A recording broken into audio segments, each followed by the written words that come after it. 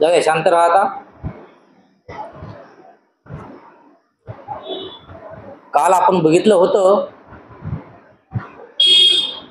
की जे पंचशील आणि अष्टांग मार्ग जे आहेत याची शिकवण आणि त्याचा अर्थ भगवान बुद्धांनी पाच परिवारजकाला समजून सांगितला. आणि त्यांचा हा धम्म उपदेश ऐकून जे पाच परिवारजक होते तर त्या पाच परिवारजकानं त्या ठिकाणी बुद्धाला अशी विनंती केली होती की आम्हाला सुद्धा आपल्या संघामध्ये समाविष्ट करून घेण्यात यावं. आणि नंतर बुद्धानं त्यांना भिक्खू म्हणून 5 जणांना समाविष्ट करून घेतलं. हे इथपर्यंत आपण जे आहे काल बघितलं होतं. तर आजच्या भागामध्ये त्यापुढील उच्च कुलीन आणि पवित्र व्यक्तीची धम्मदीक्षा. त्याच्यानंतर वाराणसी नगरात यशस नावाचा एक राजपुत्र राहत होता. तो वयाने तरुण आणि दिसाव्यास अत्यंत देखणा होता. तो आपल्या आई वडिलांचा अत्यंत आवडता होता. त्यांच्याजवळ विपुल संपत्ती होती. त्यांच्याजवळ मोठा लवाजमा असून त्यांचे अंतःपुरही मोठे होते. तो आपला सर्व वेळ फक्त नृत्य, मद्यपान आणि विलासात घालवी. आता ज्याप्रमाणे सिद्धार्थ एका राजाचा मुलगा होता त्याचप्रमाणे वाराणसीमध्ये एक यश नावाचा एक राजाचा मुलगा होता, म्हणजे युवराज होता. परंतु हा जो युवराज आहे याला विलासामध्ये राहण्याची म्हणजे आवडीनुसार राहण्याची आणि खाण्याची जे काय आहे ते सर्व सवय होती. आणि त्यांच्याकडे सुद्धा चांगलं जसं सिद्धार्थाकडे किंवा सिद्धार्थाच्या वडिलांकडे जशी संपत्ती वगैरे भरपूर होती त्याचप्रमाणे यांच्याकडे सुद्धा म्हणजे यशकडे सुद्धा भरपूर संपत्ती होती. परंतु त्यांच्याकडे खूप काही असं म्हणजे जे काही विलासाच्या जे चैनीच्या काही जे बाबी असतील तर त्यांची सवय त्याला लागलेली होती. त्यामुळे त्यांना काय दिवसभर नृत्य बघणं, मद्यपान करणं आणि दिवस फक्त विलासामध्ये घालणं, आनंदात घालणं असंच फक्त त्याचं चालू होतं. काही काळ लोटल्यानंतर त्या सर्वांची त्याला शिशारी आली. या गर्तेतून बाहेर कसे पडावे, आपल्या जिण्यापेक्षा जीवनाचा अधिक चांगला असा एखादा मार्ग आहे काय करावे हे न कळल्यामुळे आपल्या पित्याचे घर सोडून जाण्याची त्याने ठरवली. आता काही दिवस त्यांचं जे हे विलासात राहणं, दारू वगैरे पिणं, समजा मद्यपान करणं हे जे काही आहे ते काही दिवस राहिलं. परंतु त्यानंतर काय झालं की त्याला असं वाटलं की मी हे आता उगाच दारू पियालो किंवा माझ्याकडे संपत्ती आहे म्हणून संपत्ती नष्ट करायलो, आता मी माझ्या जीवनाला कंटाळलो असं त्याला दिसलं स्वतःला. समजा म्हणजे ते स्वतःचे उभल्यासारखं झालं समजा त्या याच्यातून. मग त्याला असं वाटलं की याच्याशिवाय दुसरा काही सुखाचा एखादा मार्ग आहे काय, आणि मी आता येतो हे सोडून जाणार, हे विलासी जीवन जे आहे ते सोडून कोणता तरी सुखाचा एखादा मार्ग अवलंबणार आहे. त्यामुळे एखादा सुखाचा मार्ग आहे का याच्या शोधामध्ये तो विचार करू लागला. एका रात्री त्याने पित्याचे घर सोडले आणि तो इकडे तिकडे भटकू लागला. फिरत असताना तो ऋषी पत्नाच्या दिशेने वळला. आणि असंच जसं सिद्धार्थानं घर सोडलं होतं तसंच त्या यशनं सुद्धा एक दिवस आपल्या आई वडिलाचे घर होतं समजा ते घर सोडलं आणि जाऊन वन भटकू लागला. आणि भटकता त्याला एक जे ऋषीपतन होते तर ते जे ऋषीपतन म्हणजे एक जे एरिया होता तर त्या एरियाच्या दिशेनं ते फिरले समजा, म्हणजे त्या दिशेनं पुढे चालले. थकवा आल्यावर जो खाली बसला आणि स्वतःचीच मोठमोठ्याने म्हणू लागला, मी कुठे आहे, यातून आता मार्ग कोणता, अरे रे काय ही दुर्दशा, केवढे संकट. म्हणजे त्यानं जेव्हा घर सोडलं तर घर सोडल्याच्या नंतर त्यानं फक्त विचारच केला नाही कुठं थांबायचं, कुठं काय, आपण कुठपर्यंत आलो याचा विचारच केला. फक्त चलत जाणं एवढाच फक्त त्याच्या मनामध्ये ध्यास होता. आणि जेव्हा तो थोडासा थकल्यासारखा झाला तर थकल्याच्या नंतर त्यानं कुठेतरी समजा उभं टाकल्यानंतर फक्त मी कोठा आलो, म्हणजे त्याला सुद्धा माहित नाही की मी कोठा आलो म्हणून. तर मग ते नंतर म्हणाले की मी कोणत्या जंगलामध्ये आलो किंवा कोणत्या एरियामध्ये आलो मला सुद्धा कळलं नाही. आणि आता चालून समजा पाय दुखायले, थकलं माणूस. मग त्याच्यानंतर मग अरे काय माझी दुर्दशा झाली, काय माझी जिंदगी आहे, असे त्याचे मनाचे आपल्याला शब्द येऊ लागले. ज्या दिवशी तथागताने पंचवर्गीय भिक्खूंना ऋषीपतन येथे पहिले प्रवचन दिले त्याच दिवशी रात्री हा प्रकार घडला. म्हणजे ज्या दिवशी जे हे 5 परिवारजक होते तर त्या 5 परिवारजकाला बुद्धाने जे धर्म उपदेश दिला तर त्याच रात्री हे जे प्रकार आहे म्हणजे याने सुद्धा म्हणजे यश नावाचा जे युवराज होता त्याने सुद्धा घर सोडून निघून गेला आणि वन भटकत राहिला. यशचा ऋषीपतनला येत असताना तिथे राहत असलेले तथागत भगवान बुद्ध पहाटे उठून उघड्या हवेत इकडून तिकडे फेऱ्या मारीत घालीत होते. आपल्या भावना व्यक्त करीत येणाऱ्या या उमद या तरुण यशला भगवंताने पाहिले. आता रात्रीची वेळ होती आणि याला जाताना सकाळी सकाळी झाली. तर सकाळी सकाळी भगवान बुद्ध काय होते की सकाळी सकाळी असे उठले आपले, आणि जसं सकाळी व्यायामाला वगैरे समजा लोक करतात, तर त्याप्रमाणे भगवान बुद्ध इकडून तिकडं तिकडून इकडं इकडून तिकडं असे फेऱ्या मारू लागले. आणि त्याच वेळेस हा जो यश आहे हे त्या ठिकाणी आला आणि भगवंत फिरत असताना हे त्या यशनं बघितलं आणि त्याचा तो नैराश्याचा आक्रोश ऐकून भगवंत म्हणाले, काही दुःख नाही की संकट नाही, ये मी तुला मार्ग दाखवतो. आणि भगवंताने त्याला आपल्या धर्माचा उपदेश केला. त्यानंतर तो जो यश नावाचा जो माणूस होता, म्हणजे जो मुलगा होता, तर त्यानं खूप आक्रोश करू लागला, म्हणजे लढू लागला, आनंदामध्ये नव्हता, नाराज होता. तर हे भगवान बुद्धांचं सुद्धा त्यांना म्हणजे बघितलं आणि बघल्याच्यानंतर भगवान बुद्ध काय म्हणाले की तू इकडे ये, तू जे दुःख करतोस अशा प्रकारचे या जीवनात काहीही दुःख नाही, त्याच्यामुळे तू इकडे ये, मी माझा धर्म होतो किंवा माझं जे प्रवचन आहे ते तुला सांगतो, त्याच्यामधून तू मुक्त होशील. आणि यशने जेव्हा तो उपदेश ऐकला तेव्हा तो हर्षभरीत झाला. मग त्याने आपली सोनेरी पादत्राणे काढली व तो भगवंताच्या सन्निधीत जाऊन बसला आणि आदराने त्यांना वंदन केले.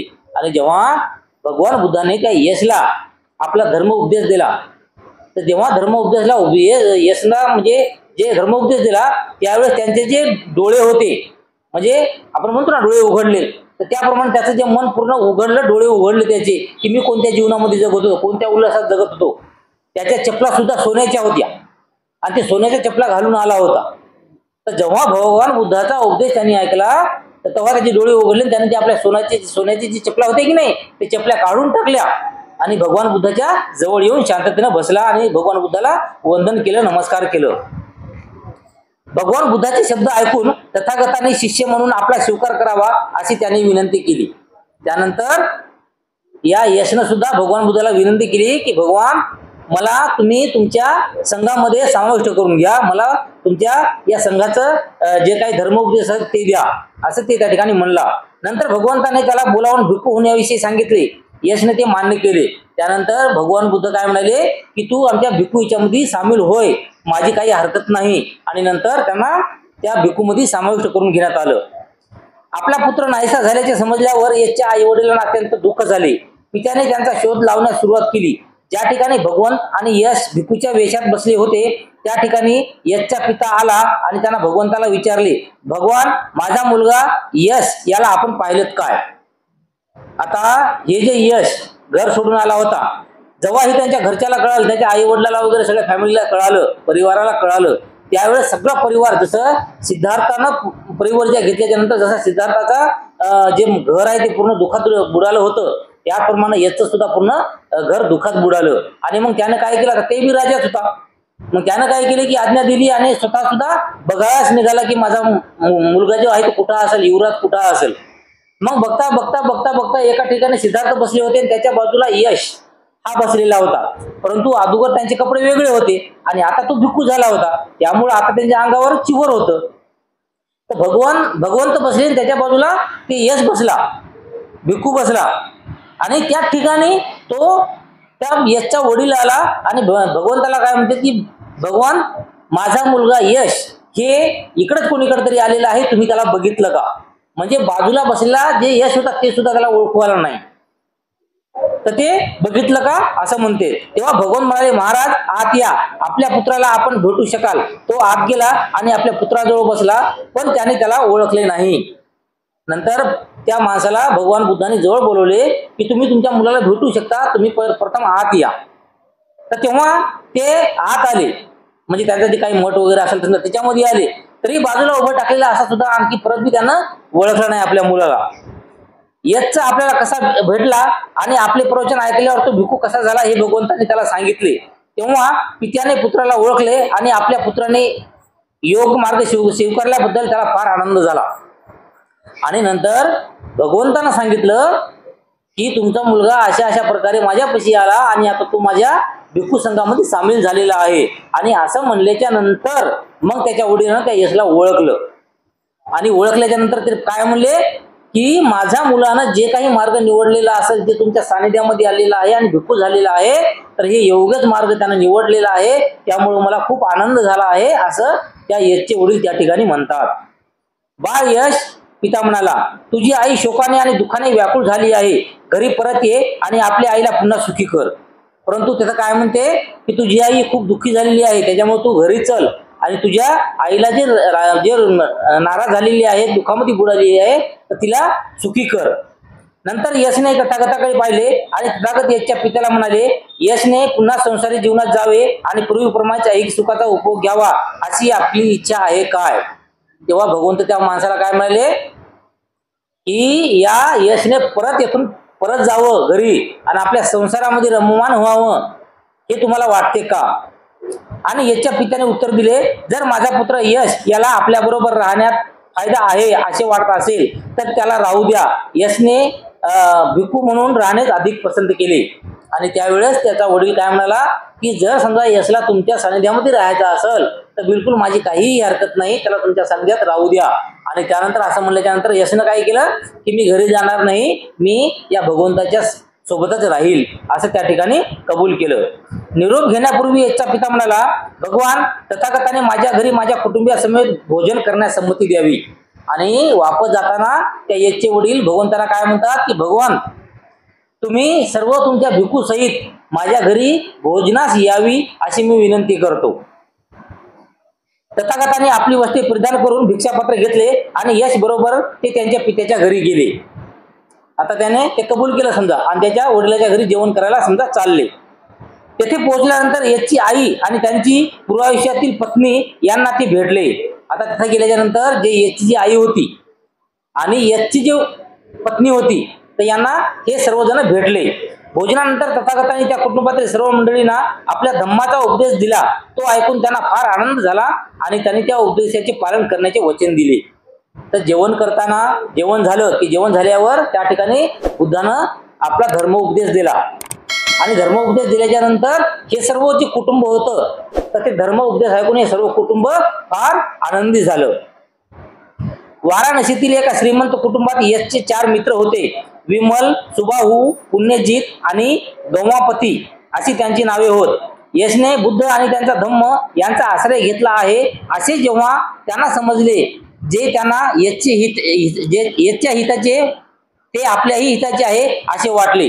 आणि त्यानंतर हे जे यश होता या यशचे 4 मित्र होते, तर त्या मित्रांना सुद्धा म्हणजे कळालं की आपला जो मित्र आहे यश यांनी भगवान बुद्धाच्या शरणमध्ये गेलेले आहेत आणि भगवंताचा जो मार्ग आहे हा खूप चांगला आहे असं कळालं. आणि असं कळाल्याच्या नंतर ते स्वतः सुद्धा म्हणाले की जसं यशच्या ते हिताचं आहे तसं ते आमच्या सुद्धा हिताचं आहे. म्हणून ते यशकडे गेले आणि आपले शिष्य म्हणून आपला स्वीकार करण्याविषयी त्याने भगवंताला बुद्धाला प्रार्थना करावी अशी त्यांनी त्याला सांगितले. आणि त्यानंतर ते 4 जण सुद्धा भगवंताकडे गेले आणि भगवंताकडे जाऊन आपल्या मित्राला यशला भेटले, म्हणजे जे भंतीजी झाली होती त्यांना भेटले आणि त्यांना सांगितलं की भगवंताला विनंती कर, आम्हाला 4 जणाला सुद्धा तुझ्याबरोबर भंतीजी म्हणून राहायचं आहे. यशने ते मान्य केले आणि भगवान बुद्धाकडे जाऊन तो म्हणाला, तथागतांनी माझ्या या 4 मित्रांना आपला धर्मोपदेश देण्याची कृपा करावी. तथागतांनी ते मान्य केले आणि यशच्या त्या मित्रांनी धम्मदीक्षा ग्रहण केली.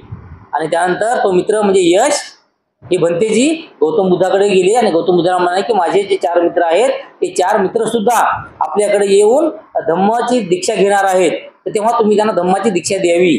मग त्यानंतर बुद्धाने त्यांना धम्माची दीक्षा दिली आणि आपल्या धम्मामध्ये आपल्या भिक्खूमध्ये त्यांना समाविष्ट करून घेतलं. त्यानंतर वाराणसीमध्ये काश्यप या नावाचे एक कुटुंब होते.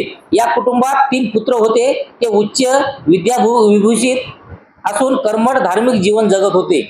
त्याच्यानंतर वाराणसीमध्ये एक कश्यप नावाचं एक कुटुंब राहत होतं आणि या कुटुंबात 3 पुत्र म्हणजे त्यांना 3 मुलं होते आणि ते खूप शिकलेले होते, विचारक होते समजा, म्हणजे खूप काही ज्ञान त्याच्याकडे होतं. परंतु जे काही कर्मठ धार्मिक जे जीवन आहे ते जीवन ते जगत होते. काही काळानंतर मोठ्या मुलाने संन्यास घेण्याचा विचार केला. त्याप्रमाणे त्याने घर सोडले व संन्यास घेतला आणि बुरवेला येथे जाऊन त्याने आपला आश्रम स्थापन केला. तर त्यानंतर काय झालं की यांच्यातला जे मोठा मुलगा होता तर त्या मोठ्या मुलानं काय केलं माहिती आहे का की आपल्या घरामधून संन्यास घेण्याचा निर्णय केला आणि मग संन्यास घेतला. संन्यास घेऊन एक जे एरिया होता तर त्या एरियामध्ये जाऊन उर्वेला नावाचा, तर त्या उर्वेला येथे जाऊन एक आपला मठ तयार केला आणि त्या मठामध्ये तो राहू लागला. त्यांच्या धाकट्या 2 भावांनी त्यांचे अनुकरण केले आणि तेही संन्यासी झाले. आता मोठा भाऊ जेव्हा संन्यासी झाला आणि मठात राहायला गेला की त्याच्यानंतर 2 भाऊ त्याच्यावर त्याचा प्रकाश पडला आणि ते 2 भाऊ सुद्धा संन्यास घेऊन निघून गेले. हे सगळे अग्निहोत्री किंवा अग्निपूजक होते. त्यांनी लांब केस ठेवले असल्यामुळे त्यांना जटिल असे म्हणतात. आता पहिल्या काळात समजा जे काही अलग अलग या जे जसं समजा आपण गोसावी म्हणतो किंवा ते काय म्हणतो आपण ते धनमने हे ते असे अलग अलग नाव पडले की नाही, याप्रमाणे हे अलग अलग नाव होतं. तर त्या काळामध्ये अग्निहोत्री नावाचं किंवा अग्निपूजक अशा नावाचे काही जे परिवाराचे किंवा संन्यासी होते समजा, तर ते लांब केस ठेवायचे आपले. जेवढे म्हणजे केस कापायचे नाही समजा, जेवढे लांब होतील तेवढे लांब होऊ द्यायचे. तर त्याला जटिल असे म्हणत गेले, जटिल. तर हे दोघं तिघं जे होते हे त्या तिच्यातले होते समजा, जटिल या कास्टमधले समजा जातीमधले. हे 3 भाऊ उर्वेला काश्यप, नदी काश्यप, त्याच्यानंतर गया काश्यप या नावाने ओळखला जात. म्हणजे यानंतर हे जे 3 भाऊ होते ज्यांना संन्यास घेतला होता, तर संन्यास घेतल्याच्या नंतर त्यांनी उर्वेला काश्यप आणि नदी काश्यप तसंच गया काश्यप अशा नाव म्हणजे त्यांनी स्वतःचे नावं करून घेतले. म्हणजे जीवनामधले म्हणजे सरळ जीवनामधले एक अलग नावं असतात आणि संन्यासी जीवनामधले अलग नावं असतात. जसं आपले भंतेजी बघा, भंतेजी ज्या घरात जन्माला येतात तेव्हा त्यांचं वेगळं नाव असते, पण भंती झाल्याच्या नंतर ते नाव राहते का त्यांचं? राहत नाही, त्यांचं नाव बदलते. त्याचप्रमाणे समजा यांनी आपले नाव बदलले.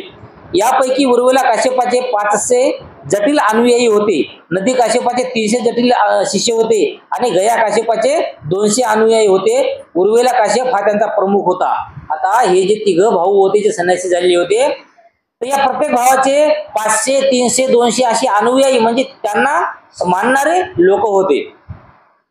आणि त्यांच्यामधला एक उर्वेला काश्यप हा प्रमुख एक माणूस होता समजा त्याच्यामधला.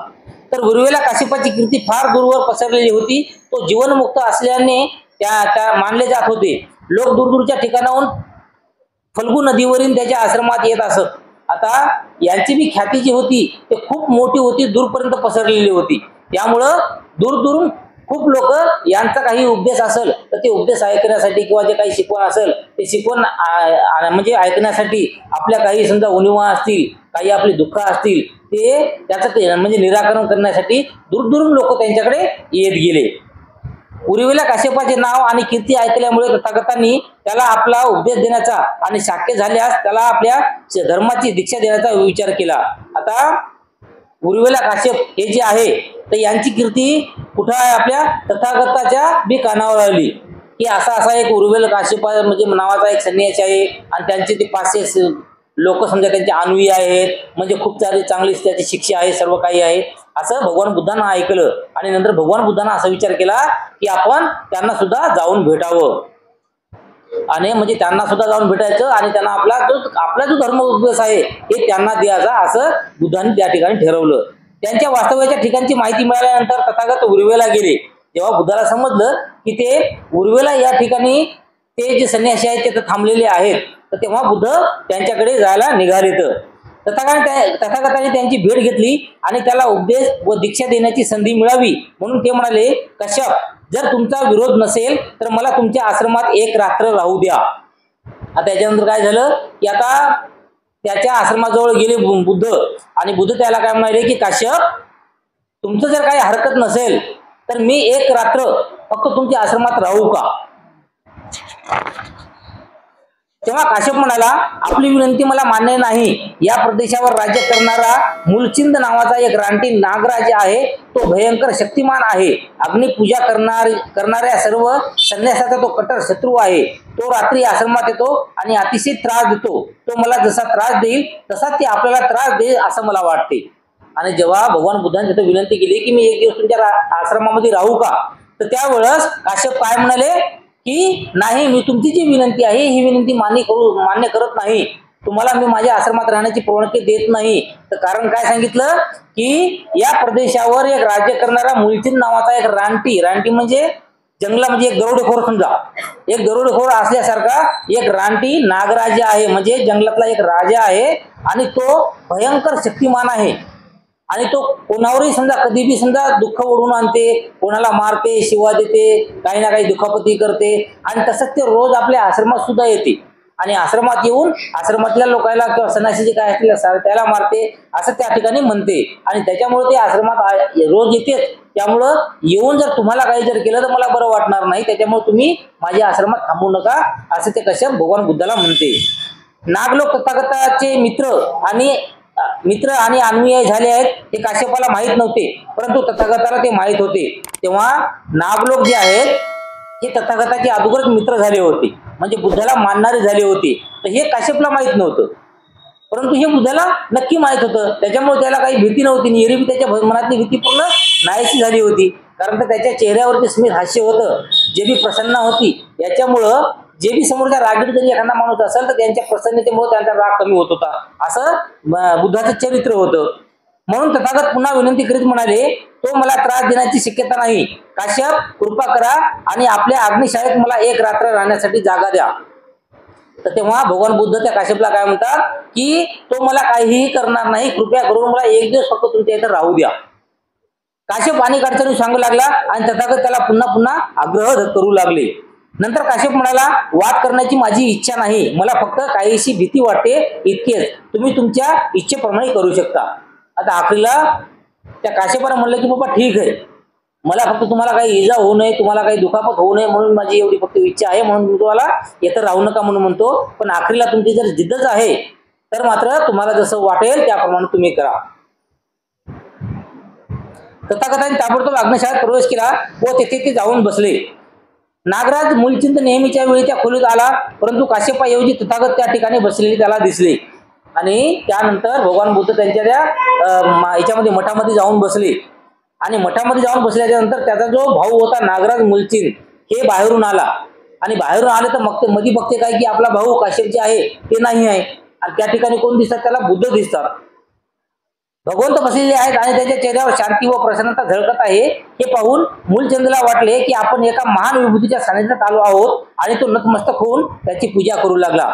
आणि जेव्हा तो जो मूलचंद आहे, जो नागराज आहे, तो मध्ये आला, जसं मध्ये येतात जे बुद्धाचं जे प्रसन्न असं चेहरा त्याने बघितला, तर चेहरा बघितल्या असं त्याला वाटलं की मी माझ्या मठात नाही तर कुठंतरी एखाद्याचे स्वर्ग म्हणावं किंवा एखादं खूप मोठा समजा देवाचं स्थान आहे अशा ठिकाणी मी गेलो की काय, असं हे त्या नागराजाला वाटलं. आणि वाटल्याच्या नंतर तो गौतम बुद्धाच्या नतमस्तक झाला, म्हणजे बुद्धाला वंदन केलं. आपल्या अभ्यागंताचे काय झाले असेल या काळजीने अस्वस्थ झाल्यामुळे काश्यपाला त्या रात्री झोप आली नाही. बहुधा त्याला भस्मसात केले असेल या शंकेने तो भीत उठला. म्हणजे हे जो दरोडेखोर होता, हे जे दरोडेखोर होता, तर हे तिथं आला, भगवान बुद्धाला वंदन त्यांनी केलं. आणि दुसऱ्या दिवशी सकाळी जेव्हा हा काश्यप बाहेरून आला, आता तिथे मठामध्ये कोणीच राहत नव्हते, तर ते काश्यप जेव्हा सकाळी आला तर आल्याच्या नंतर येता त्याला विचार येऊ लागले की बाबा रात्री ते कुठं दरोडेखोर आला असेल, त्यानं भगवान बुद्धाला काय इजा केली की, भगवान बुद्धाला काय काय दुखापती केली की काय, की भगवान बुद्ध कसे आहात की, तर हे असा ते विचार करू लागला. आणि विचार करत करत करत त्या ठिकाणी तो आला समजा. नंतर उजाडल्यानंतर काश्यपाने त्यांचे ऐकून एक अनुयायी काय घडले असावे हे पाहण्यासाठी आले. मूलचंदाकडून भगवंतांना काही दुखापत झालेली नाही तर दिसलीच नाही, उलट मूलचंद भगवंताची पूजा करत असले त्यांना आढळले. तर तेव्हा हे जे 3 भाऊ आहेत हे मठामध्ये आले. आणि आल्याच्या नंतर याला जे अपेक्षित होतं की जो ते दरोडेखोर जे आहे यांनी भगवंताला काहीतरी दुखापत केलेली असावी, परंतु आल्याच्या नंतर बघतात तर काय, दुखापत तर सोडून द्या, पण तो जो नागराज आहे हे नागराज या बुद्धाच्या पायावर वंदन करीत असलेला त्यांना दिसला. ते दृश्य पाहून काश्यपाला वाटले की आपण एक महान चमत्कार पाहत आहोत. तर तेव्हा त्या काश्यपाला काय वाटलं की एवढा मोठा चमत्कार, खूप महान असा चमत्कार आहे हे आम्ही आज बघायला आम्हाला मिळते. कारण ते हे एवढा मोठा दरोडेखोर होता की कित्येक लोकांना आतापर्यंत त्यांनी जखमी केलेला आहे, सर्वाला दुःख दिलेलं आहे, आणि हे मात्र इथं त्यांच्या पायावर लोटांगण घालत आहे, त्यांना वंदन करत आहे. म्हणजे त्यांना एक प्रसन्नता वाटली, समजा एक चमत्कार वाटला. या चमत्काराचा परिणाम होऊन काश्यपाने तथागतांना आपल्या जवळ राहण्याची आणि आश्रम स्थापन करण्याची विनंती केली. त्याची काळजी घेण्याची त्यांनी आश्वासन दिले. आणि त्यानंतर काश्यपाने काय केलं की भगवान बुद्धाला म्हणाले की भगवान बुद्ध तुम्ही या ठिकाणी राहा, एखादा आश्रम तयार करा दुसरा, तुमच्या सर्व सुरक्षेची काळजी मी घेतो. म्हणजे तरी बी यायला कळाल, म्हणजे बुद्धाने यायला सांगितलंच नाही की मी बुद्ध आहो, मला ज्ञान प्राप्त झालेलं आहे, मी कसा आहो, ते काहीच नाही सांगितलं. मग काश्यपाला वाटलं की बुवा तुम्ही जरा, मी तुमच्या सगळी जीवाची सुखाची सगळी मी काळजी घेतो. त्याच्यामुळे तुम्ही इथं सोड एखादं हे म्हणजे येथे या ठिकाणी राहा. तथागत तिथेच राहण्याचे मान्य केले आणि त्यानंतर असं म्हणलं गेलं तथागत तिथं राहण्याचं मान्य केलं. त्या दोघांचे हेतू निरनिराळे होते. काश्यपाचा हेतू मुचलिंद नागापासून आपण सुरक्षण मिळावे हा होता. तथागताला वाटले की एके दिवशी कश्यपाला आपला धर्म उपदेश देण्याची आपल्याला संधी मिळेल. आता दोघंही एकूण एकमेकाच्या सहाऱ्यानं राहण्याचे का करू लागले? कारण तर जे कश्यप होता तर या कश्यपला वाटलं की बाबा आपण हे सिद्धार्थ जर येथे राहिले, बुद्ध जर येथे राहिले तर यांच्या याच्यातून आपलं जे नागराज होता, जे ते गुंडा होता समजा किंवा जे डाकू होता, दरोडेखोर होता, तर त्यांच्याकडून आपल्याला संरक्षण मिळेल. म्हणजे ते भंतेजीला वंदन करतंय, आपल्याला बुद्धाला वंदन करतंय, म्हणजे ते आपल्याला सुद्धा काहीच करू शकत नाही म्हणून बुद्धानं आपल्यापाशी राहावं असं त्यांचं मत होतं. परंतु बुद्धानं का राहण्याचं मन मान्य केलं की मी जर येथे राहिलो तर एक ना एक दिवस मी आता त्याला प्रवचन देऊ शकत नाही, माझा धर्म उपदेश सांगू शकत नाही, पण एका दिवशी तरी अशी वेळ येईल की माझा जो धर्म उपदेश आहे तर तो हा ऐकेल आणि जेव्हा हे ऐकेल तेव्हा तो आपल्या भिक्खू संघात सामील झाल्याशिवाय राहणार नाही असं बुद्धाला सुद्धा वाटलं. म्हणून दोघही जण एकूण एकाला तिथं राहण्याविषयी विनंती करू लागली. एके दिवशी आपण स्वतःच्या बाबतीत पुढाकार घ्यावा असे तथागतांना वाटले आणि त्यांनी कश्यपाला विचारले, तुम्ही अरहंत आहात काय? मग आता एक दिवस काहीतरी आता त्याला बोलायचं, काहीतरी संभाषण करायचं म्हणून गौतम बुद्धाच्या मनात आलं आणि गौतम बुद्धानं तेव्हा काश्यपाला विचारलं की तुम्ही अरहंत आहात काय? जर तुम्ही अरहंत नसाल तर या अग्निहोत्रामुळे तुमचे काय हित होणार आहे? आता तुम्ही जर अरहंत म्हणजे जे काही सर्व जे अरिहंत होण्यासारखे जे काही गुण असतील, हे गुण जर तुमच्यामध्ये नसतील तर तुम्ही हे जे अग्निहोत्र नावाचं जे एक मठ तयार केलेलं आहे तर त्या मठामध्ये राहून तुमचा काय फायदा आहे असं त्या ठिकाणी बुद्ध म्हणतात. तेव्हा काश्यप म्हणाला, अरहंत होणे म्हणजे काय हे मला माहित नाही, आपण ते मला स्पष्ट करून सांगाल काय? तर तेव्हा ते म्हणाले की अरहंत काय असते ते मला माहित नाही, तर त्याचा अर्थ काय आहे ते तुम्ही मला सांगाल काय? नंतर भगवंत कश्यपाला म्हणाले, अष्टांग मार्गापासून च्युत करणाऱ्या सर्व वासनांना ज्याने जिंकले आहे तो अरहंत. अग्निहोत्रामुळे मनुष्य पापमुक्त होऊ शकत नाही.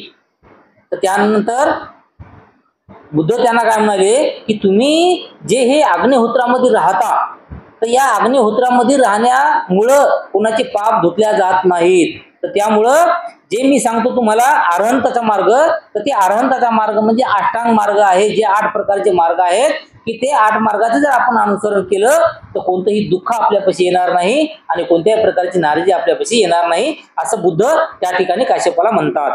तर काश्यप हा एक अमान्य पुरुष होता, परंतु तथागताच्या विधानातील सामर्थ्य त्याला जाणवले. प्रथम मनाची नम्रता व शालीनता व्यक्त करून त्याने शेवटी खऱ्या धर्माला पात्र होण्याची तयारी करून त्याने ते मान्य केले की जगद्वंद भगवंताच्या बुद्धिमत्तेशी आपल्या क्षुल्लक बुद्धिमत्तेची तुलना करता येणे शक्य नाही.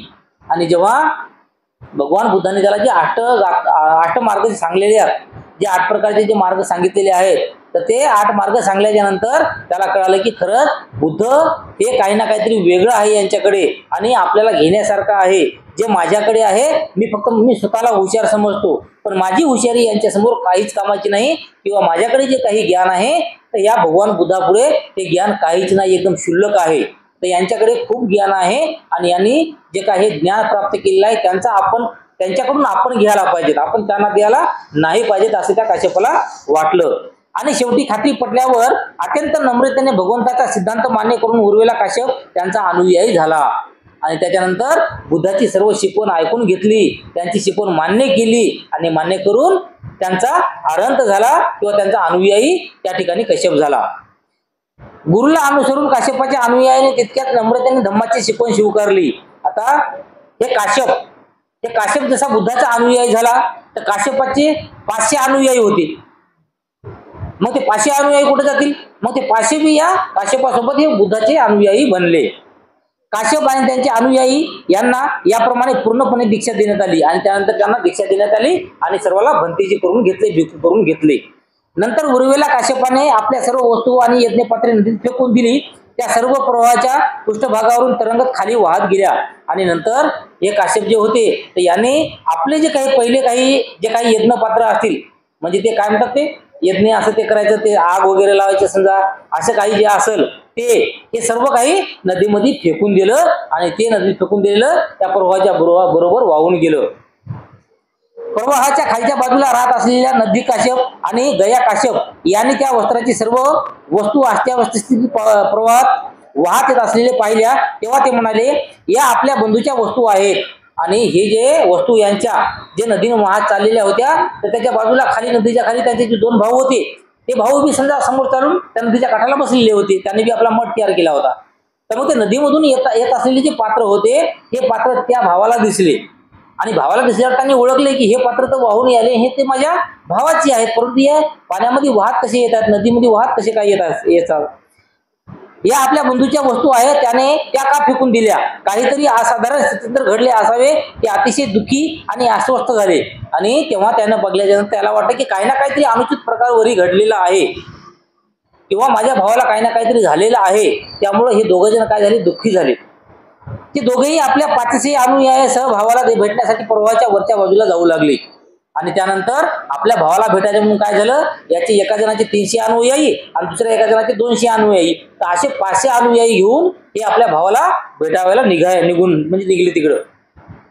त्याला आणि त्यांच्या अनुयायांना श्रमण वेशात पाहून चमत्कारिक विचार त्यांच्या मनात आले आणि त्यांच्या कारणांची त्यांनी चौकशी केली. बुद्धाच्या धम्माच्या दीक्षेची हकीकत उर्वेला काश्यपाने त्याला सांगितली. आणि जेव्हा ते आपल्या भावापाशी आले, उर्वेला काश्यप जवळ आले, तर तेव्हा त्याला आश्चर्य वाटलं की माझा भाऊ होता कसा, आणि आता तर त्याने त्यांच्या अंगावर चिवर दिसते आणि तो बुद्धाचा अनुयायी झालेला आहे. आणि हे सर्व काही दिसल्याच्या नंतर हे जे आहे ना, पूर्ण एक आश्चर्यकारक गोष्ट वाटली की असं कसं घडलं. तेव्हा त्याने त्या दीक्षेचं कारण हे आपल्या भावाला विचारलं आणि मग काश्यपाने त्याला सर्व हकीकत सांगितली की अशा या ठिकाणी बुद्ध आलेले आहेत, आम्ही त्यांचा अनुयायी झालेला आहो. आपल्या भावाने जर असे केले आहे तर आपणही त्यांचे अनुकरण करावे असे त्यांना वाटले. आता हे जे दोन भाऊ होते, ते या भावाला काय वाटलं की माझ्या भावानं असं केलेलं आहे, चिवर आपल्या अंगावर घेतलेला आहे, मग आम्ही का सुद्धा घेऊ नये. म्हणून त्यांनी सुद्धा चिवर घेण्याची तिथं विनंती केली. त्यांनी आपल्या इच्छा मोठ्या भावावर जवळ प्रकट केली. नंतर त्या दोन भावांना त्यांच्या अनुयायासह धम्म आणि अग्निहोत्र याविषयी भगवंताचे तुलनात्मक प्रवचन ऐकण्याकरिता आणण्यात आले. तर त्यानंतर या दोघा भावाची जी आपली विनंती होती, तर हे काश्यपाने भगवान बुद्धाला सांगितली आणि भगवान बुद्धाला म्हणाले की माझे जे भाऊ आहेत ते सुद्धा भंती जीवनार आहेत, त्यांना तुम्ही तुमचा धर्म उपदेश द्या. त्या बंधुद्वयाला दिलेल्या प्रवचनात तथागत म्हणाले, लाकडावर लाकूड घासल्यानंतर जसा अग्नी बाहेर पडतो, तसा विचाराच्या गोंधळामुळे अग्नी निर्माण होतो आणि अज्ञानाचा काळा धूर वर येतो. तर त्या ठिकाणी प्रवचन देताना जो आपला धर्म उपदेश आहे तो त्या दोन भावाला देता बुद्ध त्या ठिकाणी काय म्हणाले की एखाद्या लाकडावर जर लाकूड घासलं, आता पहिल्या काळात बघा, आता एक आपल्या इकडे ते आग लावण्यासाठी काय माचीस निघाली, पण याच्या अगोदर म्हणजे पहिल्या जुन्या काळात माचीस होती का? माचीस नव्हती. तेव्हा काय करायचे लोक, जंगलातले जे लोक होते काय करायचे, ते लाकडावर लाकडं घासायचे किंवा त्या दगडावर दगड मारला की त्याची थिंगी पडत गेली. तर याचप्रमाणे जसं लाकडावर लाकूड घासल्याच्या नंतर जसा अग्नी बाहेर पडतो, त्याच प्रकारे तुमचा जे विचाराचा जे गोंधळ आहे, तर या गोंधळामुळं अग्नी निर्माण होतो आणि त्या अग्नीचा धूर म्हणजे अज्ञानाचा काळा धूर हे बाहेर पडतो, असं बुद्ध त्या ठिकाणी सांगतात. काम, क्रोध, अविद्या हे अग्नीप्रमाणे जगातील दुःखाला कारणीभूत होणाऱ्या सर्व गोष्टींना भस्मसात करतात. आता त्या ठिकाणी काय म्हणतात की जे आपलं काही जे म्हणजे आपल्याकडे असलेले काम, क्रोध आणि अविद्या म्हणजे आपलं जे अज्ञानपण आहे, तर हे जे काय आहे हे अग्नीप्रमाणे एखाद्या जगातील दुःखाला कारणीभूत होणाऱ्या सर्व गोष्टींना भस्मसात करतात. एकदा हा मार्ग सापडला आणि काम, क्रोध, अविद्या यांचा नाश झाला की त्याच्याबरोबरच नवी दृष्टी, ज्ञान आणि सदाचरण यांचा जन्म होतो. म्हणजे बुद्ध काय सांगतात की ज्या ठिकाणी आपलं जे काम आहे तर ते जिथं नाहीच होते, त्या ठिकाणी आपलं काहीतरी नवीन दृष्टी आपल्याकडून निर्माण होते, चांगली दृष्टी आपल्याकडून निर्माण होते, आपल्याला चांगलं ज्ञान मिळते आणि आपली जी भावना आहे ही पूर्ण सदाचाराची भावना ऑटोमॅटिक तयार होते, असं बुद्ध त्या ठिकाणी सांगतात. म्हणून एकदा माणसाच्या अंतःकरणात पापाविषयी घृणा उत्पन्न झाली की तिच्यामुळे तृष्णा नाहीशी होते आणि तृष्णा नाहीशी झाली की मनुष्य श्रमण बनतो. तर त्या ठिकाणी भगवान बुद्ध आणखी काय म्हणतात की माणसाच्या अंतःकरणात पापाविषयी घृणा उत्पन्न झाली. पापाविषयी घृणा म्हणजे जे काही पाप आपण करतो तर हे पाप मी करणार नाही, किंवा हे मी पाप करतो ना, हे पाप केलं म्हणजे याची फळं जी आहेत मला नरकात जाण्यासारखी मिळतील, असे ज्याच्या मनामध्ये भावना निर्माण होतात, तर तो चांगल्या विचाराशी तुलनात्मक होतो किंवा चांगले विचार त्याच्या ऑटोमॅटिक त्याच्या मनामध्ये येऊ लागतात. भगवान बुद्धाचे प्रवचन ऐकल्यानंतर त्या महर्षीचा अग्निपूजेविषयीचा आदर नष्ट झाला आणि बुद्धाची शिष्य होण्याची त्यांनी इच्छा केली. आणि नंतर भगवान बुद्धाचं जे हे काही प्रवचन होतं, हे प्रवचन जे धर्मोपदेश होता, तो धर्मोपदेश ऐकल्याच्या नंतर हे जे दोन भाऊ होतं, तर यांची जी अग्निपूजेची, याने अग्निपूजा करत गेले. म्हणजे ते आग लावायची, यज्ञ हे करायचा आणि त्याचं मग ते काहीतरी आपले मंत्र म्हणत बसायचं, असे यांचं सर्व काही शिक्षण होतं. तर याने काय, मग याने या दोन भावांना सुद्धा जे अग्निविषयीचा जे काही आदर होता, तर ते आदर नष्ट केला. म्हणजे त्याच्या मनात जे होतं ना, की बुवा मी अग्नी लावून त्याचं काहीतरी कर्मकांड म्हणले, मंत्र म्हणले, की मग माझं काहीतरी कल्याण होईल किंवा जगाचं कल्याण होईल, असं जे होतं ना, तर हे त्यांनी सोडून दिलं आणि तो भगवान बुद्धाचे शिष्य होण्यासाठी त्या ठिकाणी त्यांनी इच्छा व्यक्त केली. काश्यपाची धम्मदीक्षा हा तथागताचा महान विजय होता, कारण लोकांच्या मनावर त्यांचा जबरदस्त प्रभाव होता. आणि त्या ठिकाणी हे जे काश्यप, तीन भाऊ जे काश्यप होते, तर त्याचे एकाचे 500 अनुयायी होते, एकाचे 300 अनुयायी आणि एका भावाचे 200 अनुयायी. म्हणजे असे करून सगळे त्याचे 1000 अनुयायी होते, 1000 अनुयायी. म्हणजे खूप मोठा त्यांचा असा प्रपंच होता. त्याच्यामुळं बुद्धाला खूप समाधान वाटले, की जेव्हा हे तीन भाऊ जे आहेत हे माझे अनुयायी झाले आणि त्यांच्याबरोबर त्यांचे 1000 लोक माझे अनुयायी झाले, म्हणजे एकदाच माझे 1003 भंतेजी या ठिकाणी निर्माण झाले, की हे धर्मोपदेश आणखी वाढत आपला जाईल यांच्यामुळं, असं म्हणून बुद्धाला एक समाधान वाटलं. त्यानंतर तथागत राजगृहात राहत असताना तिथे संजय नावाचा एक प्रसिद्ध पुरुष राहत होता. आता त्यानंतर तथागत हे राजगृहामध्ये राहत होते आणि त्यावेळेस त्या ठिकाणी एक संजय नावाचा प्रसिद्ध असा पुरुष राहत होता. म्हणजे दूरदूर त्यांची ख्याती पसरलेली होती किंवा त्यांची ओळख दूरदूरपर्यंत त्याला लोक ओळखत गेले. सुमारे 250 परिवारचे त्यांचे शिष्य म्हणून त्यांच्या बरोबर राहत होते. आता हा जो संजय नावाचा सुद्धा जे एक संन्यासी होता, तर यांच्याकडे सुद्धा कमीत कमी 250 लोक त्यांच्याकडे अनुयायी होते त्यांची, म्हणजे त्यांचे शिष्य. समजा जसं समजा आता उदाहरणासाठी कोणते जे आता महाराज असतात की नाही, तर त्या महाराजाचे काही अनुयायी बी असतात, तर त्याप्रमाणे याचे सुद्धा 250 अनुयायी त्या ठिकाणी होते. तर त्यांच्या या शिष्य वर्गात सारीपुत्त आणि मोगलान या नावाचे 2 तरुण ब्राह्मण होते. आणि यांचे जे 250 जे अनुयायी होते, तर त्याच्यामध्ये 2 ब्राह्मण सुद्धा होते. त्या ब्राह्मणाचे नाव मोगलान आणि सारीपुत्त, असे 2 प्रकारचे जे माणसं होते त्याच्या अनुयायामध्ये सामील होते. संजयाच्या उपदेशाने सारीपुत्त आणि मोगलान यांचे समाधान झाले नव्हते आणि तो यापेक्षा चांगल्या तत्त्वज्ञानाच्या शोधामध्ये होते. आणि त्यानंतर ते जे 2 अनुयायी होते, तर ते अनुयायी या संजय नावाच्या माणसाकडे, संन्याशाकडे जे बी काही शिक्षण होतं, तर त्या शिक्षणामुळं त्यांचं मन भरलं नाही. जसं गौतम बुद्धाचं प्रत्येक ठिकाणी मन भरत नव्हतं म्हणून ते पुढं पुढं चढत गेले, तसंच हे जे सारीपुत्त हे जे 2 अनुयायी होते यांचं सुद्धा मन त्या संजयच्या तिथं भरलं नाही. म्हणून ते बी आपल्याला याच्यापेक्षा कुठंतरी आणखी चांगलं शिक्षण मिळते का, तर या शोधामध्ये ते 2 भाऊ म्हणजे 2 जण होते, ते ब्राह्मण होते. एके दिवशी सकाळी पंचवर्गीय भिक्खूपैकी स्थावीर आश्वसित आपले एक चिवर परिधान करून आणि भिक्षापात्र व दुसरे चिवर हाती घेऊन राजगृह नगरात भिक्षेसाठी आला होता. आणि त्याच काळामध्ये भगवान बुद्धानं जे त्यांचा एक शिष्य होता पंचवर्गीय, जे म्हणजे पहिले 5 जे भिक्खू झाले होते की नाही, तर त्यांच्या मधला एक आश्वजित नावाचा जे भिक्खू होता, तर तो भिक्खू सकाळी सकाळी एका हातामध्ये आपलं ते भिक्षापात्र घेतलं आणि एका हातामध्ये आपलं चिवर घेतलं आणि ते जवळ असलेल्या गावामध्ये भिक्षाटन करायला किंवा भिक्षा मागण्यासाठी तो गेला. आश्वजिताची धीर गंभीर चलणूक पाहून सारीपुत्त चकित झाला आणि त्यानंतर हे जे आश्वजित होता, तर या आश्वजितला या सारीपुत्त जे आहे, तर त्यांचं जे मन अधीर झालेलं होतं, की त्याला या शिक्षणामध्ये कोण मन रमत नव्हतं. त्याला असं वाटत होतं की मी याच्यापेक्षा उंच काहीतरी शिक्षण घेतलं पाहिजे, वरिष्ठ काहीतरी शिक्षण घेतलं पाहिजे. त्याच्यामुळे ते अस्थिर होऊ लागले. तर हे अस्थिर झालेलं त्या सारीपुत्तला दिसला. समजा वंदनीय आश्वजित पाहिल्यानंतर सारीपुत्त स्वतःची विचार करू लागला. त्यानंतर त्या ठिकाणी आश्वजित पाहिल्यानंतर सारीपुत्त स्वतःची विचार करू लागला की खरोखर हा पुरुष म्हणजे जगातील एक महान योग्यतेचा भिक्खू आहे. त्यानंतर या सारीपुत्तकडे बघून तो काय म्हणला की खरोखरच हे एवढा प्रसन्न भिक्खू आहे, हे जगातील एकमेव असा भिक्खू आहे की जो खूप प्रसन्न मला दिसतोय. जर मी या भिक्खूकडे गेलो आणि मित्रा तू कुणाकडे हे वैराग्य प्राप्त करून घेतलेस, तुझा गुरु कोण, तू कोणता धम्म मानतोस, असे मी जर त्याला विचारले तर काय हरकत आहे. आणि त्यानंतर ते जे सारीपुत्त आहे, तर हे सारीपुत्त त्या ठिकाणी काय म्हणाला की मी या भिक्खूकडे जर समजा गेलो आणि भिकूकडे जाऊन समजा मी त्या ठिकाणी त्यांना विचारलं की बाबा तू कोणता धम्म स्वीकारलेला आहेस, तू कोणाचा शिष्य झालेला आहे, तुझा गुरु कोण आहे, तुला ही शिकवण कोण दिली, असं विचारायला काय हरकत आहे, मी विचारू शकतो. परंतु मग सारीपुत्त मनाशी म्हणाला या भिक्खूला ही विचारण्याची ही वेळ नव्हे. आणि त्यानंतर परत ते सारीपुत्त काय म्हणाला की हीच वेळ नव्ह, मी काही वेळाने नंतर मी त्याला विचारलं पाहिजे. तो भिक्षेसाठी एका घराच्या आतल्या आवारात शिरला. वाचकांना उचित अशा पद्धतीने मी जर त्यांच्या मागोमाग गेलो तर काय हरकत आहे. आणि त्यानंतर त्याला वाटलं की हे भिक्खू एका घरात शिरले तर त्याच्या मागोमाग मी बी समजा गेलो तर काय हरकत आहे.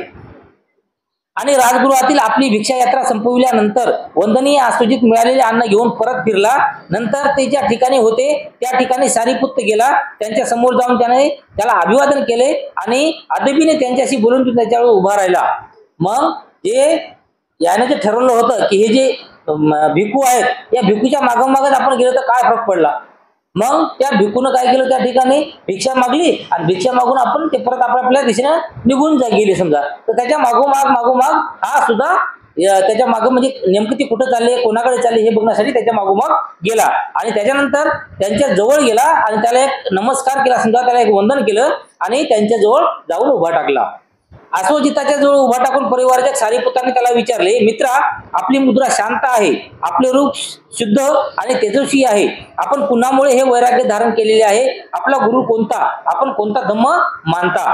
आता हा जो आश्वजित आहे यांच्या बाजूला उभं टाकल्याच्या नंतर सारीपुत्त कथा काय म्हणते की हे मित्रा, आता त्याला माहित नाही बुद्धाचा भिक्खू आहे म्हणून समजा ते माहित नाही, मग ते सरळ म्हणते की मित्रा हे जे धर्म आहे हे धर्म कोणता आहे किंवा तुझे गुरु कोण आहेत, तू कोणाकडे एक भंतेजी म्हणून झाला किंवा हे चांगला धम्म जे आहे हे धम्म मला सुद्धा मानता येईल का असं त्या ठिकाणी विचारते.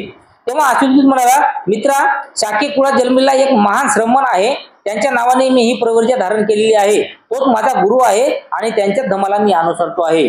तेव्हा आश्वजित काय म्हणाला की एक शाक्य घराण्यामध्ये जन्मलेला एक थोर माणूस आहे आणि तो आता बुद्ध आहे आणि त्याच बुद्धाला मी मानतो आहे आणि तोच माझा गुरु आहे.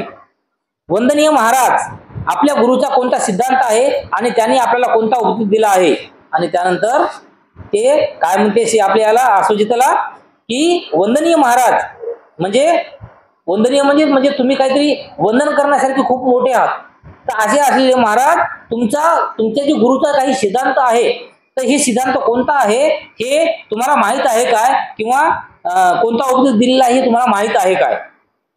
तेव्हा तो म्हणतो की मित्रा मी केवळ एक तरुण शिष्य आहे, मी नुकतीच दीक्षा घेतलेली आहे आणि त्यांचा धम्म आणि त्यांचे शिष्यत्व मी नव्याने पत्करलेले आहे. मी तुला धम्माची तपशीलवार माहिती देऊ शकणार नाही, पण याचा अर्थ काय हे मी तुला थोडक्यात सांगेल. तेव्हा हे जे आश्वजित आहे ते काय म्हणाला की मी नव्यानं या भिक्खू संघामध्ये समाविष्ट झालेला आहो, त्यामुळं या धम्माविषयी मला जास्त तर काही माहिती नाही, परंतु जेवढं मला माहित आहे तेवढं थोडक्यात तुला काही थोडंसं ज्ञान सांगतो किंवा हे जे शिकवण आहे धर्म उपदेश आहे तर हे थोडक्यात तुला सांगतो. नंतर परिवाराचे सारीपुत्त स्थावीर आश्वजितास म्हणाला, ठीक आहे, आपणास योग्य वाटेल त्याप्रमाणे त्या विचाराने किंवा थोडक्यात सांगा, परंतु मला याचा अर्थ सांगा, मला फक्त याचा अर्थ हवा आहे, शब्दाचे अवलंबर नको. तेव्हा त्या ठिकाणी ते सारीपुत्त काय म्हणाला की ठीक आहे, तुमच्याकडे जे काही थोडं आहे ना तेवढंच मला सांगा, मला बी जास्त ऐकायची इच्छा नाही आहे, जे काही कामाचं आणि जे आपल्या कामाचं आहे तेवढंच फक्त शॉर्टकटमध्ये ऐकायची माझी इच्छा आहे, त्याच्यामुळे तुमच्याकडे जेवढं आहे तेवढंच सांगा असं त्या ठिकाणी तो म्हणाला. नंतर आश्वजिताने सारीपुत्ताला भगवान बुद्धाच्या उपदेशाचा सारांश समजावून सांगितला. त्याने सारीपुत्ताचे संपूर्ण समाधान झाले आणि त्यानंतर जे काही भगवान बुद्धाची शिकवण जे या आश्वजिताला समजली होती तर त्याने याला सर्व म्हणजे जे काही धर्म जेवढा जमते तेवढा धर्म उपदेश त्याला सांगितला आणि त्याला सांगितल्याच्या नंतर त्या ठिकाणी सारीपुत हा पूर्ण समाधानी झाला. कारण तर हे पहिल्या जे त्या संजय नावाच्या माणसाकडे होता ते खूप हुशार होता, पण त्यांच्याकडे त्याचं समाधान झालं नाही, तर येथे येऊन समाधान त्याचं झालं. सारीपुत्त आणि मोगलान हे जरी सख्खे भाऊ नव्हते तरी ते सख्या भावाप्रमाणे राहत असत. त्याने एकमेकांना तसे वचन दिले होते, त्याला सत्य प्रथमच सापडेल त्याने ते दुसऱ्याला सांगावे असे त्याचे परस्परात ठरवले होते. आता हे जे दोन ब्राह्मण होते सारीपुत्त आणि मोगलान, तर हे सख्खे भाऊ नव्हते, परंतु भावाच्या पलीकडे ते राहत गेले. त्याच्यामुळं त्या दोघांनाही एकूण एकाला वचन दिलं होतं की या जगामधला सर्वात चांगला मार्ग जर कोणाला सापडला ते कोणाला तुला सापडो या मला सापडो, तर ते प्रथम आपण आपले एक दुसऱ्याला सांगायचं की मला चांगला मार्ग सापडला म्हणून, म्हणजे दुसरा सुद्धा त्या ठिकाणी येईल असं त्यांचं एक वचन झालेलं होतं. ठरल्याप्रमाणे मोगलान ते जेथे होता तेथे सारीपुत्त गेला. सारीपुत्ताला पाहून मोगलान म्हणाला, मित्रा, तुझी मुद्रा शांत आहे, तुझे रूप शुद्ध आणि तेजस्वी आहे, सत्य तुला खरोखरच गवसले आहे काय? आणि जेव्हा मोगलान हे ज्या ठिकाणी होता तर त्या ठिकाणी हे सारीपुत आहे ना, याने भक्तीचा पूर्ण उपदेश ऐकला होता, त्यामुळे त्यांचं जे मन आहे प्रसन्न झालं होतं, शांत झालं होतं. तर तो आपल्या भावाकडे गेला, मोगलांकडे गेला. आणि मोगलांकडे गेल्याच्या नंतर जेव्हा मोगलांना या सारीपुताला बघितलं तर तेव्हा सारीपुत म्हणजे याला मोगलांना वाटलं की आपला जे भाऊ सारीपुत आहे यांची जे तेज आहे, यांच्या चेहऱ्यावर जे तेज आहे, जे यांचा चेहरा हसमुख आहे, म्हणजे यांच्या चेहऱ्यावर कोणत्याही प्रकारची भीती दिसत नाही, म्हणजे याचा अर्थ नक्कीच की माझ्या भावाला काही ना काहीतरी चांगलं सापडलेलं आहे, असं त्या ठिकाणी त्याने विचार केला. होय मित्रा, मला सत्याचे ज्ञान झाले आहे. तेव्हा त्यानंतर सारीपुत्त काय म्हणाला की होय मित्रा, मला खरोखर सत्याचे ज्ञान झालेले आहे. मित्रा, ते ज्ञान तुला कसे झाले? नंतर सारीपुताने त्याला आसुजिता बरोबर झालेल्या भेटीचा वृत्तांत सांगितला. तेव्हा ते जे मोगलान आहे त्याने विचारलं की मित्रा, तुला कसं काय सत्याचे ज्ञान झालेलं आहे? तर तेव्हा त्या सारीपुताने सर्व जे काही झालेली हकीकत आहे तर ही हकीकत आपल्या भावाला सांगितली.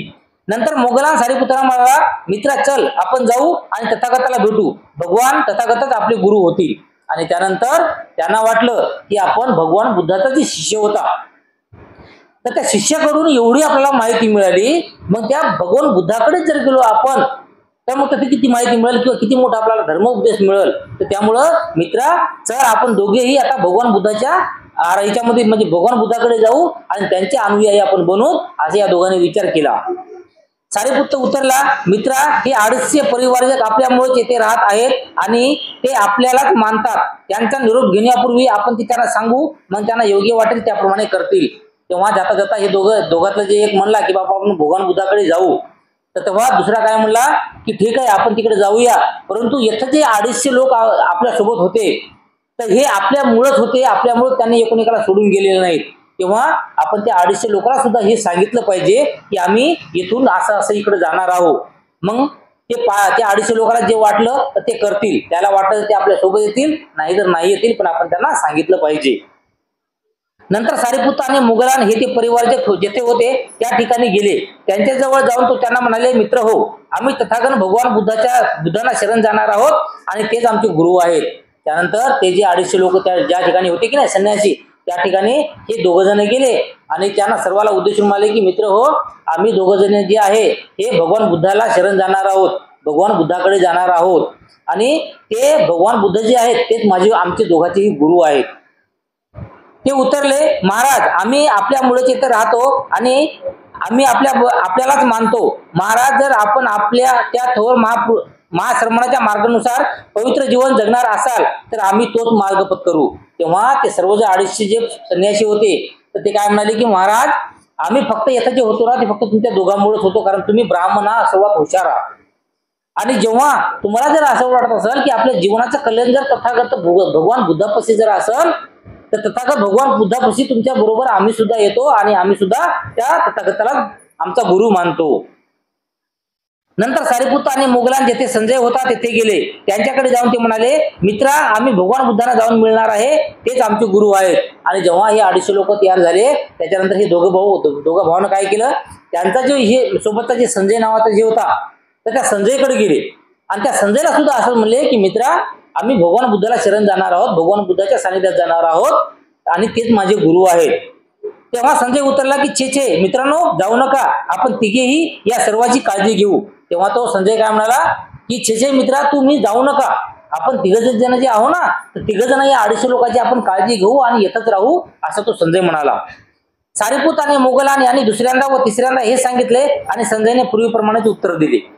म्हणजे दुसऱ्यांदा सुद्धा ते जे हे आहेत सारीपुत्त आणि मोगलान आहेत ते दुसऱ्यांदा संजयला म्हणाले की नाही, आमचा गुरु तेच आहे. तिसऱ्यांदा मी म्हणाले की नाही, भगवान बुद्ध हेच आमचे गुरु आहेत आणि आम्ही तिकडे जाणार आहेत. आणि 3ही वेळ संजय सुद्धा तेच म्हणाला की नाही, तिकडे जाऊ नका, आपण येतच राहू. नंतर 250 परिवारजकांना बरोबर घेऊन सारीपुत्त आणि मोगलान भगवान बुद्ध जेथे राहत होते त्या राजगृहातील वेळू वनात गेले आणि त्यानंतर ते संजय गेला नाही, संजय येतच राहिला. परंतु हे जे दोन परिवारजक होते सारीपुत्त आणि मोगलान, त्या सगळे आपले 250 लोक सोबत घेतले आणि ते भगवान बुद्ध जे त्या राजगृहाच्या वेळूवनात राहत होते. वेळूवन म्हणजे जिथं फक्त वेळूचंच बनवतं, वेळूचे झाड म्हणतात की नाही, तर ते सगळे वेळूचे झाड त्या ठिकाणी होते म्हणून त्याला वेळूवन म्हणत गेले. तर त्या वेळूवनामध्ये भगवान बुद्धाकड हे सर्वेच्या सर्वे गेले. सारीपुत्त आणि मोगलान दुरूनच येत असताना तथागतांनी पाहिले. त्यांना पाहून तो भिक्खूंना म्हणाले, ते पहा भिक्खू हो, दोन सोबती येत आहेत. सारीपुत्त आणि मोगलान त्यांच्याकडे बोट दाखवून ते म्हणाले, हे दोघे आमच्या श्रावकापैकी प्रमुख आणि श्रेष्ठ शिष्योदय होतील. आणि दुरूनच येत असलेले हे जे मोगलान आणि सारीपुत्त होते हे भगवान बुद्धांनी पाहिले आणि भगवान बुद्धाला त्यांच्याविषयी ऐकलेलं होतं भगवान बुद्धानं की हे दोघं कसे आहेत काही नाहीत, कारण ते हुशार होत ना, दूरपर्यंत याची वार्ता पसरली होती की हे दोघं ब्राह्मण आहेत, हुशार आहेत. तर तेव्हा भगवान बुद्धाने दुरूनच येताना त्यांना बघितलं आणि आपले जे भंतेजी जवळ बसले होते त्यांना म्हणाले की बघा, आपले आणखी दोन सोबती आपल्याकडे येत आहेत आणि हे जी शिष्य आपल्याकडे येतील आणि आपल्याकडे राहतील ना, तर हे या आपल्या सगळ्या शिष्यामध्ये श्रेष्ठ असे शिष्य ठरतील, म्हणजे सर्वात चांगले असे शिष्य ठरतील, असं त्या ठिकाणी बुद्ध ते आपल्या सर्व भिक्खूंना म्हणतात. वेळूवनात पोहोचल्यानंतर जेथे भगवान बुद्ध होते तेथे ते गेले. त्यांच्या समोर जाऊन त्यांना साष्टांग प्रणिपात केला आणि आपले मस्तक भगवंताच्या चरणावर ठेवून ते भगवंतास म्हणाले, भगवंताने आम्हाला दीक्षा द्यावी. आणि त्याच्यानंतर हे दोघे भाऊ भगवंताच्या जवळ गेले. भगवंताच्या जवळ जाऊन आपलं डोकं भगवंताच्या पायावर ठेवलं आणि पायावर ठेवून काय म्हणाले की भगवान, मला तुमच्यामध्ये समाविष्ट करून घ्या, मला तुमच्या धम्माची दीक्षा द्या. आणि नंतर येही भिक्कवे, भगवान बुद्ध काय म्हणाले, येही भिक्कवे म्हणजे भिक्खूनो या, तुमचं स्वागत आहे, असं म्हणून हा मंत्र भगवंताने उच्चारला आणि सारीपुत्त, मोगलान आणि 250 जटिल बुद्धाचे शिष्य झाले. आणि अशाप्रमाणे हे या ठिकाणी हे दोघं भाऊ जे आहेत सारीपुत्त आणि मोगलान आणि त्यांचे जे काही 250 शिष्य होते ते सर्वच्या सर्व इथं भगवान बुद्धाचे शिष्य झाले. तर अशाप्रमाणे आज या ठिकाणी आपण थांबूया, वेळ झालेला असेल आणि पूर्ण जो हे आहे भाग हे कालच्या पेक्षा आणखी खूप मोठा आहे. सर्व याच्यामध्ये धर्म उपदेशच आहे, त्यामुळं आज आपण याची थांबणार आहोत.